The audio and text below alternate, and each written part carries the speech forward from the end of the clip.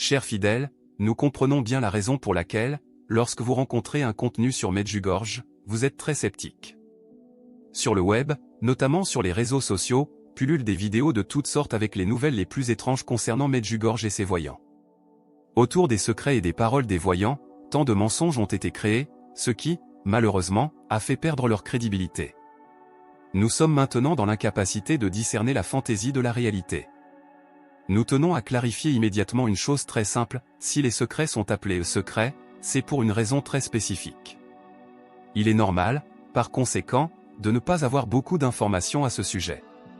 Cependant, au fil des ans, de nombreuses interviews et témoignages ont été donnés, fournissant de nombreux détails extraordinaires.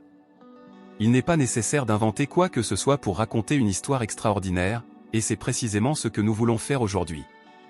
Notre intention n'est pas de vous faire croire en quelque chose, mais au moins de vous informer des faits tels qu'ils sont, pour vous permettre de décider en quoi croire. C'est pourquoi nous souhaitons compiler dans cette vidéo d'aujourd'hui certaines certitudes concernant les 10 secrets de Medjugorje. Nous vous présenterons également l'un d'entre eux, en particulier, qui est sous-estimé mais qui renferme en lui-même un grand pouvoir. Les 10 secrets étaient en danger de se perdre pour toujours. Restez avec nous jusqu'à la fin de cette vidéo pour comprendre ce qui s'est exactement passé. Avant de commencer notre voyage, nous vous demandons de laisser un amen maintenant dans les commentaires, pour la protection de la Vierge Marie. Premier point à éclaircir. On parle souvent de Mirjana lorsque l'on mentionne les 10 secrets, comme si elle seule les connaissait. En réalité, les 6 voyants sont impliqués. Notre-Dame a confié les 10 secrets aux voyants qui ne la voient plus quotidiennement, tandis que Vika, Marija et Jakov n'en ont révélé que 9. Un autre détail important révélé par Vika est qu'après la réalisation du 3e secret, la Vierge Marie ne nous abandonnera pas, mais continuera à apparaître à l'un des 3 voyants qui reçoivent encore les apparitions aujourd'hui. Maintenant, nous voulons vous emmener à travers ce que l'on sait sur les 10 secrets. Le premier et le 2e secret seront des avertissements, et ce que nous savons, c'est qu'ils se réaliseront dans un intervalle de temps très proche l'un de l'autre. Lors de l'apparition du 25 octobre 1985, Mirjana a vu le premier secret comme des images projetées sur des diapositives. Cela m'a secoué plus que toute autre chose. C'était, bien sûr, à cause d'avoir vu le premier secret. Si les gens voyaient le premier secret, comme cela m'a été montré hier, ils seraient certainement secoués assez pour se regarder eux-mêmes et tout ce qui les entoure d'une manière complètement nouvelle. Maintenant, je sais des choses qui ne sont pas particulièrement agréables. Je pense que si tout le monde connaissait les mêmes choses, chacune de ces personnes serait choquée et regarderait le monde sous un jour complètement différent, ont été les paroles de Mirjana à Padre Petar le lendemain de la vision. Cela durera un certain temps. Ce sera visible, nécessaire pour secouer un peu le monde. Cela fera que le monde s'arrête pour réfléchir. Malgré ces descriptions, Mirjana dit que les 2 premiers secrets ne seront pas des catastrophes au sens littéral, mais la voyante a également révélé que ce ne sera rien d'aussi grand que ce qui viendra ensuite. Ces 2 premiers secrets ne sont pas aussi graves et durs. Ce que je veux dire, c'est que oui, ils sont graves, mais pas autant que les suivants. Ce qui suit, ce sont des secrets vraiment désagréables. Je serais heureux si tout le monde finissait par le comprendre. Je ne peux pas vous en dire beaucoup plus, mais une fois qu'ils commenceront à se réaliser, il sera trop tard. Mirjana encourage toujours tout le monde à se préparer avant la révélation des secrets. La préparation ici signifie la conversion. La Sainte Vierge m'a dit qu'il est nécessaire de prier beaucoup jusqu'à ce que le premier secret soit révélé. Mais en plus de cela, il est nécessaire de faire des sacrifices autant que possible, d'aider les autres autant que nous le pouvons et de jeûner, surtout maintenant, avant le premier secret. Elle a dit que nous sommes obligés de nous préparer. Elle ne demande pas seulement, mais implore tout le monde de se convertir, de prier, de jeûner. Ceux qui ne croient pas n'ont aucune idée de ce qui les attend, et c'est pourquoi, en tant que mère, elle est profondément angoissée pour eux. Il n'est pas suffisant de simplement prier. Il n'est pas suffisant de dire simplement et rapidement quelques prières, pour pouvoir dire que nous avons prié et accompli notre devoir. Ce qu'elle veut de nous, c'est prier du plus profond de notre âme, c'est le dialogue avec Dieu. C'est son message. Avant de poursuivre notre voyage d'aujourd'hui, nous vous invitons à vous abonner à notre chaîne Profecia Milagrosa. Ainsi, vous pourrez recevoir des contenus comme celui-ci tous les jours et nous soutenir dans notre mission. Les 2 premiers secrets seront suivis de la réalisation du 3e secret. Ce 3e secret, comme mentionné, est la partie que les voyants savent qu'ils partagent. C'est un signe que la Vierge Marie a promis et qui se produira sur la colline des apparitions. En ce qui concerne ce signe, nous savons qu'il sera énorme, indestructible et il sera évident qu'il n'aurait pas pu être généré par une main humaine. Après avoir reçu ce signe, personne ne pourra plus douter des apparitions de la Vierge sur terre, et il sera suivi de nombreuses guérisons. Nous voulons partager ici une prophétie, inconnue de beaucoup, mais d'une grande importance pour comprendre ce que pourrait être ce signe indestructible. La prophétie est de Matteo Sego, né en 1901. Matteo n'avait jamais fréquenté l'école et mené une vie modeste, mais ses paroles ont eu un impact durable sur la communauté de Viakovich, au pied de la colline des apparitions. Matteo a commencé à raconter une vision de l'avenir qui semblait incroyable pour beaucoup. Un jour, il a dit, à une époque non suspecte, il y aura un grand escalier derrière ma maison, avec autant de marches que de jours dans l'année. Medjugorje deviendra un lieu d'importance mondiale, un endroit où les gens du monde entier viendront prier.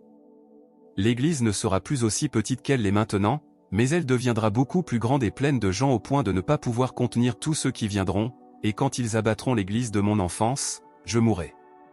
Ces prophéties ne se sont pas arrêtées là.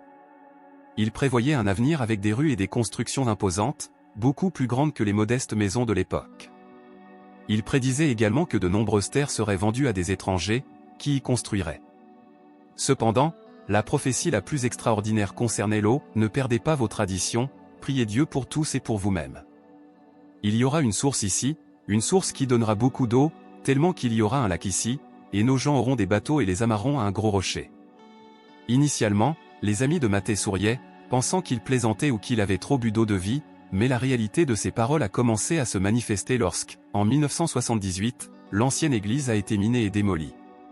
Ce bâtiment était à seulement 300 mètres de l'église Saint-Jacques-Apôtre, près de l'école.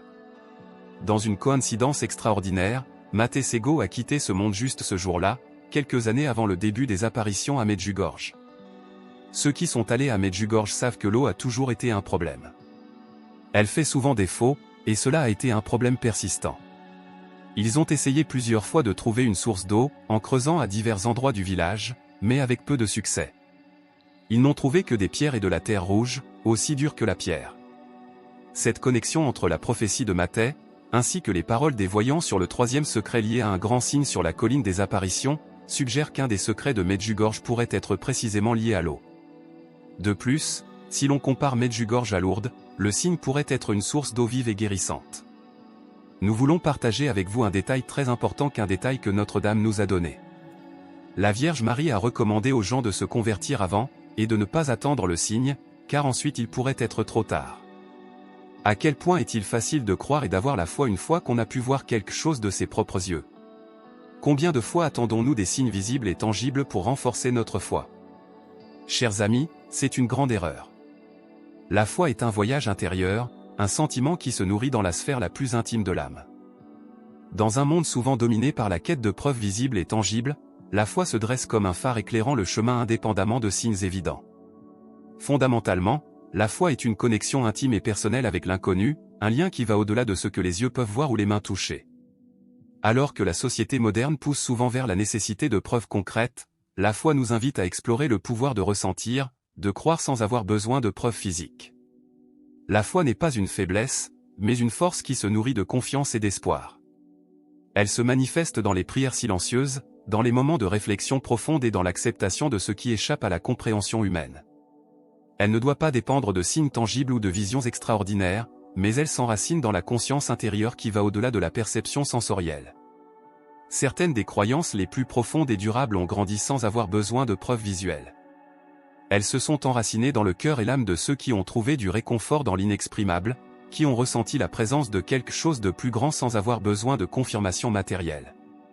La foi est un voyage qui se fait dans l'obscurité, guidé par la lumière intérieure de l'espoir. Elle reconnaît que la vie elle-même est un mystère, et pourtant elle embrasse l'incertitude avec confiance. Elle ne cède pas à la pression des démonstrations externes, mais se nourrit du témoignage intérieur qui grandit avec la pratique et la réflexion. Dans un monde qui cherche parfois des réponses définitives et tangibles, la foi nous enseigne que la beauté de la quête spirituelle réside précisément dans l'acte de chercher, de laisser de l'espace à l'inconnu et d'embrasser le mystère avec un cœur ouvert. La foi est, en fin de compte, une réponse personnelle à ce qui échappe à la compréhension humaine, un sentiment profond qui effleure l'âme et offre du réconfort même lorsque la vue est limitée et les preuves matérielles absentes. Le quatrième, le cinquième et le sixième secret concernent la vie personnelle des voyants et la région plus vaste de Medjugorje. En revanche, les secrets du septième au dixième se réfèrent à l'avenir de l'humanité. Selon les voyants, le neuvième et le dixième secret sont assez terribles, représentant la peine inévitable pour les péchés du monde. Alors que les 9 premiers secrets peuvent être atténués par des prières, des jeûnes et des conversions, pour le dixième, il n'y aura rien à faire. Il semble que le septième et le huitième secret ont déjà été atténués grâce à l'engagement des voyants et des pèlerins. Plus d'une fois, Mirjana a souligné que lorsque les secrets seront révélés, il sera déjà trop tard pour se convertir. Les actions à entreprendre, chers amis, sont maintenant. À cet égard, nous voulons partager ce que Mirjana dit dans son journal, car c'est d'une importance fondamentale. Mirjana affirme que la Vierge Marie lui a confié les secrets non pas pour semer la peur.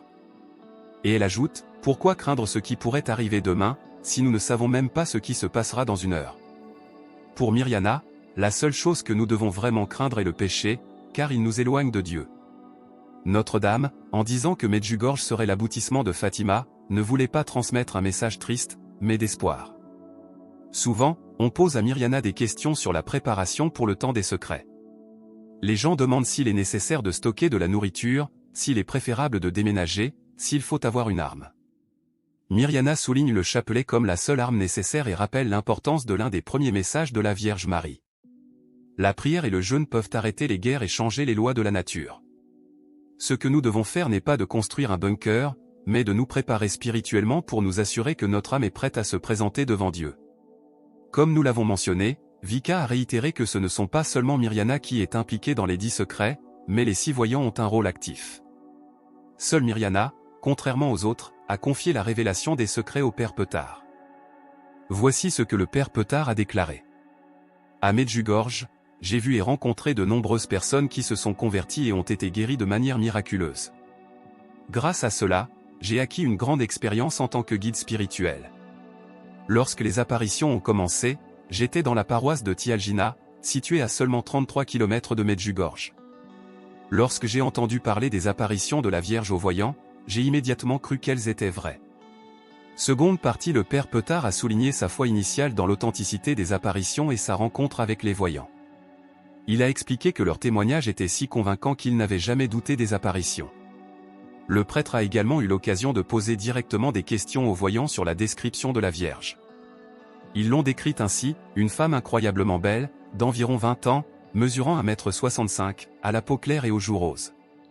Elle rayonne de bonté, de douceur et d'une joie indescriptible. Ses yeux sont magnifiques, d'un bleu intense, avec des sourcils et des cheveux noirs. Elle porte une robe bleu-gris qui couvre tout son corps et se fond dans un nuage blanc cachant ses pieds et sur lequel elle flotte. Elle porte un voile blanc couvrant sa tête, ses épaules et son dos, descendant sur les côtés. Elle ne porte pas de bijoux, mais a une couronne avec 12 étoiles dorées sur la tête. Il est impossible d'inventer cette description. Pour le Père Petard, Medjugorje est un lieu de grâce et de miracles. Il a partagé les nombreuses conversions et guérisons qu'il a vues au fil des ans et a décrit Medjugorje comme la Pentecôte de notre temps. La Vierge se manifeste aux êtres humains, selon le Père Petard, parce qu'elle les aime comme ses vrais enfants. Elle apparaît là où il y a un grand besoin et une grande difficulté, offrant son aide et son intercession devant son Fils. En ce qui concerne les secrets de Medjugorje, le Père Petard a expliqué comment il a été choisi par Mirjana pour annoncer le contenu des 10 secrets au monde. Il a partagé le moment où Mirjana lui a demandé s'il accepterait cette tâche. Les secrets, selon le prêtre, sont de véritables secrets et leur contenu est inconnu pour le moment.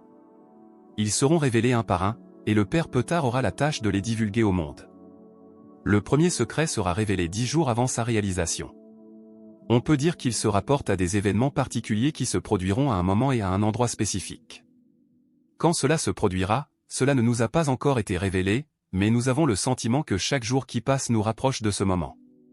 Le message de chaque secret contiendra cet enseignement, la vie que Dieu nous a donnée, le temps que nous vivons, sont des cadeaux de Dieu pour nous.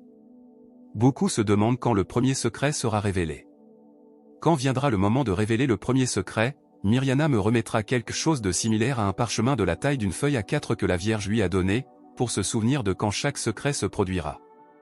Tous les secrets y sont écrits, mais je ne pourrai lire et révéler que le premier secret. À ce moment-là, je pourrai seulement voir ce secret et pas les autres. Cela se produira pour chaque secret. Ensuite, je devrais jeûner et me préparer pendant 7 jours consécutifs. Et ensuite, 3 jours avant, je pourrai révéler quoi et où cela se produira exactement, à quelle heure précise, et combien de temps durera ce qui est contenu dans ce secret spécifique.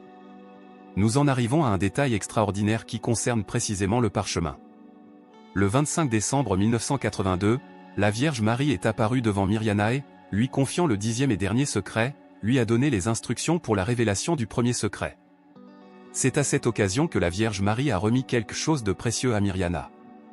Mirjana était face à la Vierge, qui lui avait partagé des secrets inimaginables. Puis, avec un geste solennel, elles lui ont remis un parchemin roulé qui contenait tous les 10 secrets que la Mère Céleste avait décidé de lui confier.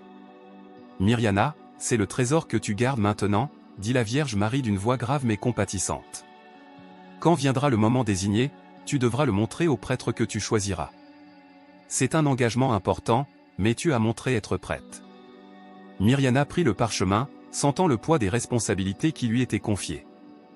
Elle n'osa pas le regarder, car elle savait que ces écrits contenant le destin futur nécessitaient un courage extraordinaire. La Vierge Marie, gardienne sage des secrets divins, l'encouragea à se tourner vers Dieu avec foi, comme n'importe quel fidèle. Mirjana, tu as reçu tout l'essentiel, continua la Vierge Marie.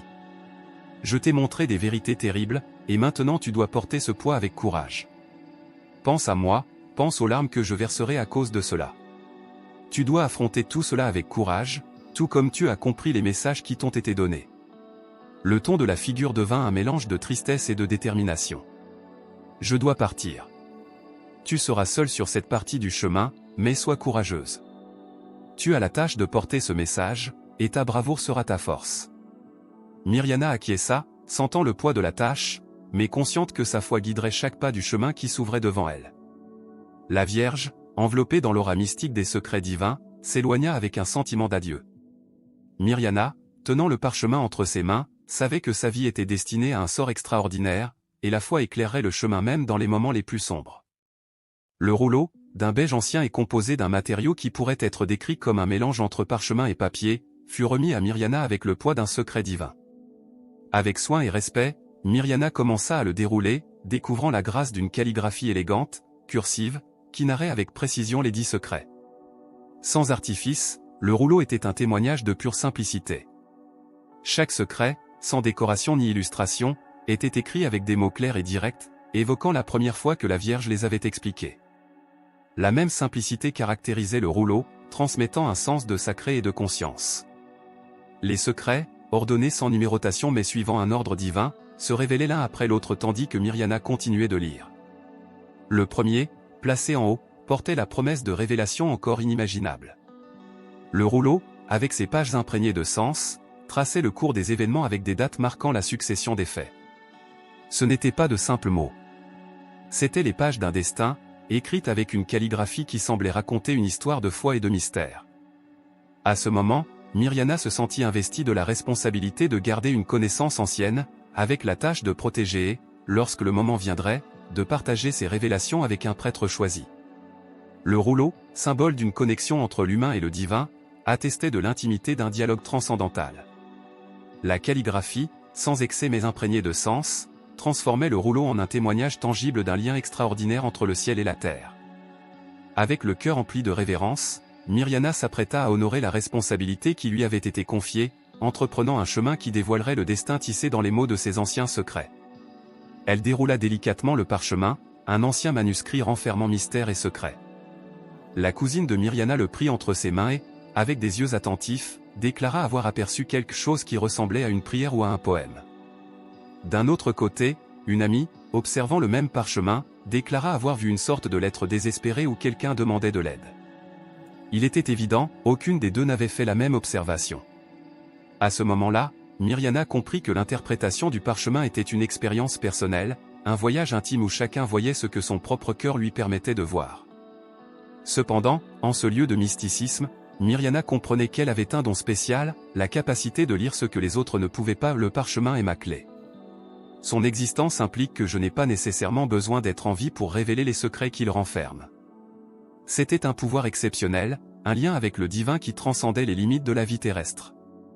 La conscience que, même si elle oubliait les détails, la main de Dieu Tout-Puissant interviendrait, lui conférant la mémoire nécessaire lorsque le moment viendrait.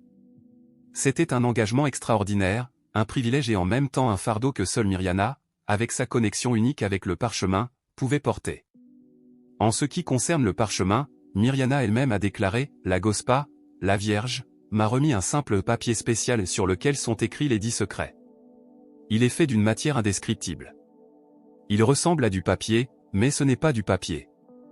Il ressemble à du tissu, mais ce n'est pas du tissu. Il est visible, on peut le toucher, mais l'écriture reste invisible. » Mirjana, consciente du caractère extraordinaire de ce papier spécial, a raconté que même son cousin, un ingénieur en Suisse, avait tenté de l'examiner sans succès. Le matériau qui le constituait défiait toute tentative d'identification humaine, révélant sa nature divine. Avant de passer à la dernière partie de notre récit, où nous vous parlerons d'une anecdote très importante liée au parchemin, nous voulons nous unir en prière avec vous. Prions et remercions notre très sainte Mère, qui restera à nos côtés même lorsque les secrets seront révélés. Je vous salue Marie, pleine de grâce, le Seigneur est avec vous. Vous êtes bénie entre toutes les femmes, et Jésus, le fruit de vos entrailles, est béni. Sainte Marie, Mère de Dieu, priez pour nous, pauvres pécheurs, maintenant et à l'heure de notre mort. Amen. Pendant le conflit dans les Balkans, Sarajevo a subi de graves dommages, y compris le palais qui abritait Mirjana et sa famille d'origine. En voyant les images de sa ville natale, méconnaissable à cause des bombardements, Mirjana pensa au précieux parchemin qui se trouvait dans son appartement et pria intensément pour qu'il ne soit pas perdu. En 1994, alors que Mirjana, étant déjà une jeune épouse et mère, résidait à Medjugorje, quelque chose d'extraordinaire se produisit. Un soldat de l'ONU se présenta à sa nouvelle maison et lui remit un colis contenant tous ses documents. Parmi ces documents se trouvait précisément le parchemin. Mirjana, avec une expression de gratitude et de soulagement, affirma que c'était la réponse à ses prières, remerciant le soldat pour son aide. L'officier, ravi de l'avoir assisté, commenta que c'était certainement des choses importantes. Souriant, Mirjana répondit « Tu n'as aucune idée. Que Dieu brille à chaque étape de votre voyage. » Nous nous retrouverons dans la prochaine vidéo.